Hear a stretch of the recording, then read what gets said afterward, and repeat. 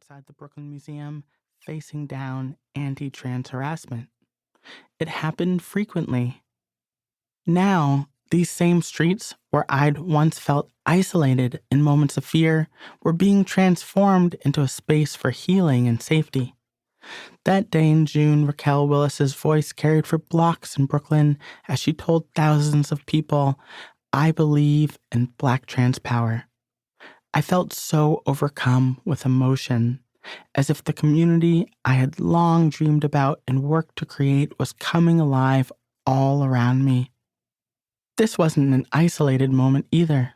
The movement continued through the following year with the activist and costume designer Queen Jean, who rightly names herself as one of Marsha P. Johnson's spiritual daughters, leading the crowd in a chant from atop the Brooklyn Museum during the second annual Brooklyn Liberation Rally.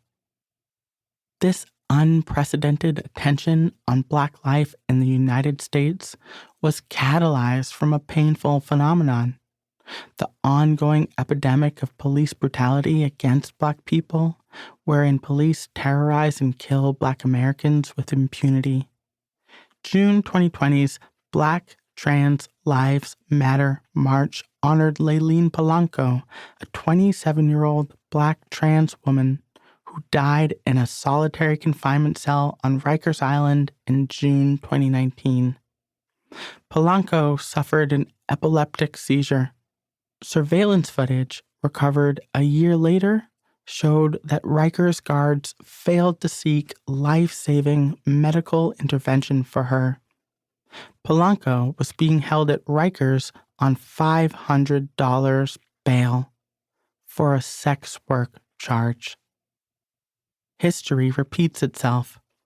In spite of making some strides in trans representation, we have not yet come as far as we deserve. Black trans people continue to navigate precarity, but the mainstream is finally asking what can be done about it. Exactly 50 years before Polanco's death, another Black trans sex worker was at the forefront of the fight against the police brutality inflicted upon poor Black and queer people.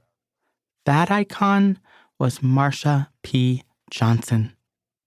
Telling Marsha's story is imperative in this cultural moment, a moment when the world is finally ready to listen, to honor her life and legacy, and to connect today's fight for Black lives with the same glorious fight that began decades ago. On a hot, incendiary night in June 1969, Marsha famously stood at the vanguard of the Stonewall riots, a weeks-long uprising now widely recognized as the birth of the modern gay liberation movement.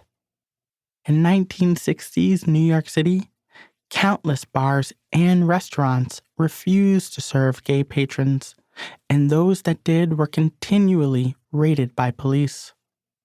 At the time, the New York Police Department repeatedly harassed queer bargoers under the guise of enforcing cruel 3 Articles laws, wherein a person was legally required to wear 3 articles of clothing that conform to the sex doctors assign them at birth. Flaunting their style and flouting the law, drag queens like Marsha went out loudly and proudly for the evening dressed in slinky skirts, rhinestone-covered tops, costume jewelry, and colorful heels. Their very presence was an act of resistance against anti-cross-dressing laws, a resistance they were brutally punished for. The Stonewall Inn, a rowdy gay bar in New York's Greenwich Village, had only recently begun allowing queens like Marsha inside. That night, the police sauntered in like they had so many times before, except this time they declared they would be shutting down the bar for good. They began roughing up the femmes and butches and queens inside, aggressively patting them down to the point of sexual assault, pushing them against liquor-stained walls, and belittling their transgressive attire. Suddenly, like a match falling into a pool of gasoline, the scene exploded. bar patron. To keep listening to this audiobook, I've left you a link in the description so you can do it at no cost thanks to Audible's 30-day free trial.